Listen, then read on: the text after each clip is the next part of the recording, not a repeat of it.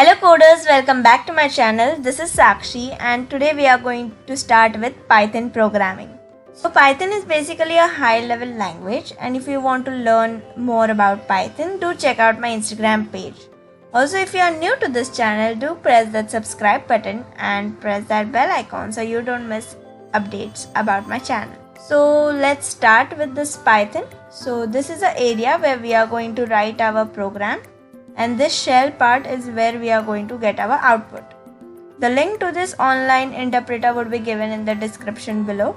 Do check it out and write codes, and do share with me what you all did. So let's just write the first program. Before we move forward, if you remember, in C we used to use this slash to write a comment, but in Python we would be using this hashtag to write a comment.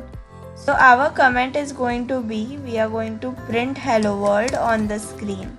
Okay, so that's it. Now how we say, like in human to human interaction, we just say print hello world, right?